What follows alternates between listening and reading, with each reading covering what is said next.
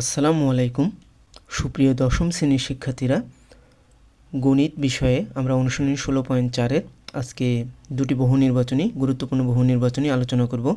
ভিডিওটি সকলকে শেষ পর্যন্ত দেখার জন্য অনুরোধ রইল। আমাদের আমরা প্রথম প্রশ্ন একটু পড়ি। প্রথম প্রশ্নটা হচ্ছে, একটি ঘনকের সমগ্র পৃষ্ঠের ক্ষেত্রফল 216 বর্গমিটার, এর আয়তন কত ঘনমিটার? বরিশাল বোর্ড 2017-তে আসছে এটা। অপশন ক 6√6, খ 36, গ 216, ঘ 144।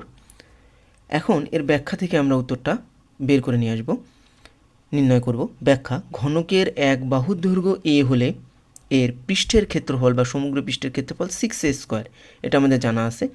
তাহলে এই 6a², এই যে সম্পূর্ণ পৃষ্ঠের ক্ষেত্রফল 216 বর্গমিটার দেওয়া আছে, তাহলে 6a² = 216 লেখা যায়, বা a² = 216 / 6 ভাগ করলে 36 হয়।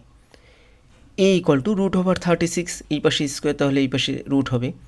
36কে রুট করলে 6 হয়, তাহলে এক বাহুর দৈর্ঘ্য a = 6 পাওয়া গেল। তাহলে ঘনকের আয়তনের সূত্র a³ = 6³ = 216 ঘনমিটার। তাহলে উত্তর হচ্ছে 216 ঘনমিটার।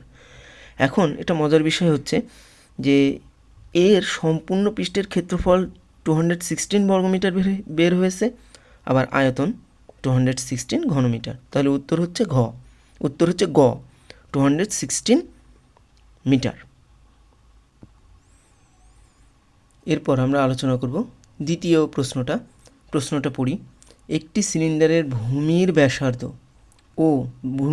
3 সেন্টিমিটার ও উচ্চতা 7 সেন্টিমিটার হলে বক্র পৃষ্ঠের ক্ষেত্রফল কত বর্গ সেন্টিমিটার? ময়মনসিংহ বোর্ড 2022-এর প্রশ্ন এটি।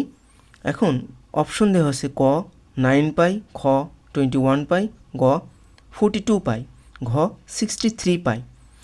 উত্তরটা গ দাগানো আছে 42 পাই। কীভাবে আসলো সেটা আমরা আলোচনা করব। ব্যাখ্যাটা এরকম: সিলিন্ডারের বক্রপৃষ্ঠের ক্ষেত্রফল এর সূত্র হচ্ছে 2πr/h। 2π লিখলাম, আর হচ্ছে এই যে ভূমির ব্যাসার্ধ 3 দেওয়া আছে, এবং উচ্চতা 7, h 7, 3 × 21, 21 দুগুণী 42, মানে 42 পাই বর্গ সেন্টিমিটার।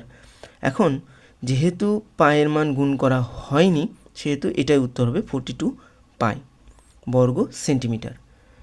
এ ধরনের প্রশ্নগুলো আলোচনা করা হবে পরবর্তীতে আরও বেশি। সকলকে অসংখ্য ধন্যবাদ। আসসালামু আলাইকুম।